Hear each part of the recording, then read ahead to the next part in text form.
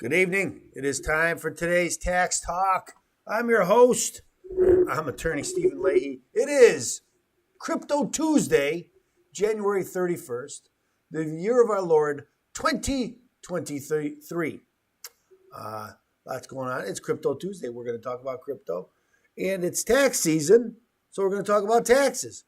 Crypto and taxes. Go figure. That's what we talk about on this show. I hope you can join us. Won't you join us?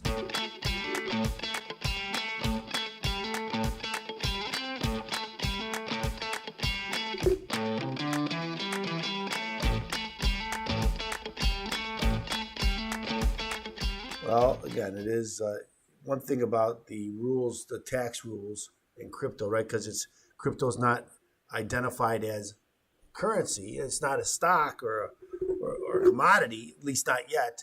And now one of those stories I want to talk about later, we're going to talk a little bit about that because, the government always tries to have their cake and eat it too. But we'll talk about that in the story. But let's first, like we do in most Crypto Tuesdays, I like to start with the markets at our favorite site, coinflip.tech, right? So here's coinflip.tech. As we always notice, the markets for Bitcoin and Ethereum kind of go hand in hand, don't they? They dance together almost every day. Very similar. It's like synchronized swimming.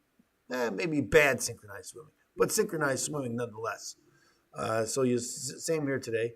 They're both up a little bit. Here's Bitcoin for the last week. It got north of 23,000. Right now it's at 23 something. What does it say? 23,132. So over 23. It was at 16 not too long ago. Not a bad rise. It's coming. There's a story about that all crypto is kind of a Ponzi scheme. I didn't pick that story to read today. I don't think it's all a Ponzi scheme. I think that the government wants us all now to do that because they want us out. They want us out of crypto, and they're going to go and regulate the heck out of it. I think probably, not really what I'm looking for, in my opinion. I'm not a big regulator, because I think the government messes things up more than they fix stuff. But we'll get into that if I can get to the second story. So after a tough year for crypto, here's how to handle losses on your tax return. Again, crypto's not a stock, so there's no wash sale rule, right? A wash sale rule means if I sell and then I buy back, I can't take the losses. But with crypto, I can sell, I could have sold, take the losses, and then buy it back. Still have the crypto and get the tax benefits. We talked about that before the first of the year because it was important to do it before the first of the year. The digital currency industry lost nearly $1.4 trillion in 2022 after a slew of bankruptcy and liquidity issues. Experts cover what to know about claiming crypto losses on your 2022 tax return. After a tough year for crypto, you may be looking for ways to turn steep losses into possible tax breaks. Right up my alley. The digital currency industry lost nearly $1.4 trillion in 2022 after a slew of bankruptcy and liquidity issues, including the collapse of digital currency exchange FTX, who was in bed with all of our regulators, who was paying all of our politicians. And those are going to regulate us now? Before filing your tax return, however, there are a few things to know about reporting last year's losses, according to financial experts. Crypto losses can offset investment gains. And I think almost any investor knows this. So maybe not about crypto, though. On the silver lining of plummeting assets is the chance to leverage tax loss harvesting or using losses to offset gains. The problem is not a lot of gains anywhere, is there? That's part of the problem. If you sold crypto at a loss, you can subtract that from other portfolio profits. And once losses exceed gains, you can trim up to $3,000 from regular income because you get $3,000 a year. Explained this certified public accountant and tax expert. Plus, there's currently no wash sale rule. I just mentioned that for crypto. The rule blocks the tax break if you buy a substantially identical asset 30 days before or after the sale. Ba-boom, look at that. You calculate your loss by subtracting your sales price from the original purchase price, known as basis, and report the loss on Schedule D and Form 8949 on your tax return. We help a lot of people do this. If your crypto losses exceed other investment gains and $3,000 of regular income, you can use the rest in subsequent years. It's a loss carryover. But it's easy to lose track of carryover losses and miss future opportunities to lower taxes, she warned. Wait and see before claiming bankruptcy losses. With several crypto exchange and platform collapses in 2022, you may have lingering questions about reporting losses on your taxes this season. CPA and tax attorney, President of Gordon, said there are typically two concerns: possibly claiming a loss for missing deposits and reporting income from rewards of interest. In some cases, you may be able to claim a capital loss or bad debt deduction or write off what you spent on the asset, but it must be a complete loss to claim it. If you wind up getting, say, 10% back after claiming a bad debt deduction, that 10% becomes regular income, because the IRS doesn't miss a beat. While there are several options for 2022, he's generally telling clients to wait and see what happens. It may make sense to file an extension if you have significant holdings on any of these platforms to see if there's further clarity. We've already talked about this. We talked about this before the end of the year. You must report crypto even if you don't get a tax forms. Now, I went back and I looked in 2019 tax return, filed in 2020. The question about crypto was on Schedule 1. The next year, it was on the front page of 1040, and they called it virtual currency. Same thing last year. It was called virtual currency. This year, it's back on page 1, but it's called digital assets. They changed the name. In 2021, Congress passed the infrastructure bill requiring digital currency brokers to send Form 1099-B, which reports an asset's profit and loss annually. However, the IRS delayed this rule in late December. Don't I know it? I've talked about that too. Some digital exchanges have already complied, but regardless of whether you receive the form, it's still critical to disclose your crypto activity. Since 2019, the IRS has included a yes or no question about crypto on the front page of the tax return, as I just mentioned. In 2019, it wasn't on the front page. It was in Schedule 1.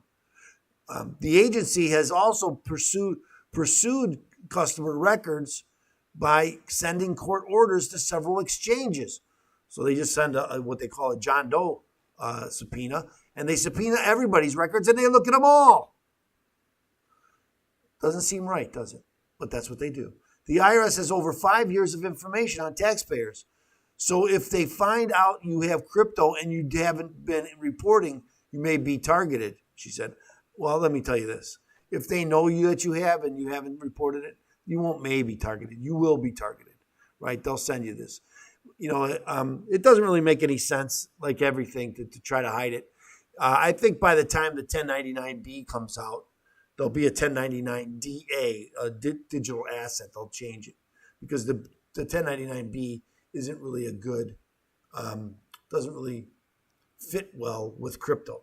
But that's what they say. So here I wanted to get to this. I got a couple of minutes, so I'm going to get to this. Concern grows for cryptocurrency industry in new year. So again, concern grows because our government, they helped FTX, in my opinion, and then they lost. He bought them all off, and they let him run wild. And why is he not in jail now? If that was you or me, do you think you could have got out for any amount of money? The answer is no. You would have never gotten out. But he has friends in high places. And we all know that friends in high places means you get preferential treatment. Just a fact. I know that's the same all over the world. But it's not supposed to be like that in America, right? No one's above the law. No one's below it. At least that's the mantra. And we're closer to it than anybody. But we still have these people who the politicians let run free. The cryptocurrency industry is starting 2023 amid growing fraud concerns. The FBI and other agencies raised concerns about an online scam called pig butchering. FBI Public Affairs Officer Frank Fisher says, "We're not talking about what's going on farms. We're talking about cryptocurrency investment scam that is sweeping the country, and it's costing Americans billions of dollars in losses." I'm always concerned whenever the FBI starts coming out with these stories, because that means regulation's coming, and they're only doing it to help you. It'll only be good for us. And I'm not one to say that there shouldn't be any regulation, but there is such a thing as overregulation. There just is. Come here to Illinois and try to do business. You'll know what overregulation is. Authorities are urging you to be careful when getting random texts or messages through social media with invitations to start investing in cryptocurrencies. Well, here's my advice to you. I don't care if it's stocks or cryptocurrencies or tulips. If you're getting unsolicited emails, probably not a good way to be buying stuff. Just saying. Fisher says that when you finally ask for your money, it's disappeared. In the past few days, several crypto-related headlines have sent a chill through an already anxious community. Sam Bankman-Fried, I still just call him Sam Bankman because that was his dad's name, the founder of failed crypto exchange platform FTX, pleaded not guilty this month to federal fraud and conspiracy charges linked to his company's meltdown. I got away with $1 billion, but it wasn't my fault. I just didn't know what the heck I was doing. That's his defense, I think. Then the Securities and Exchange Commission charged 6 people in an investment scheme called CoinDeal that raised more than $45 million on false promises of access to blockchain technology. Also this month, U.S. regulators have issued their first joint statement warning banks and others about the risks of fraud, volatility, and poor risk management in the crypto world. You got the FBI or U.S. regulators have to put out a note. Hey, there's volatility and fraud in the crypto market. Oh, nobody knew. So what can you do to avoid becoming a victim? Law enforcement officials say scammers usually target their victims by sending mass texts, hoping someone takes the bait. Excuse me. According to Santa Clara County's District Attorney Jeffrey Rosen, these criminals have been trained in physical deception techniques and techniques to gain people's trust. But that's just not crypto. That's every darn thing, isn't it? After a rain, they come to try to sell you your roof to be fixed. They're the same people. So crypto's no different than any other commodity or sale or anything else. Let the buyer beware. Here's a tip. Someone's sending you a random email. Don't buy stuff from them. Don't do it. But I don't have to tell you. We all know not to do that. We don't need the federal regulators telling us that. Seems like a waste of their time, doesn't it? I guess they'd be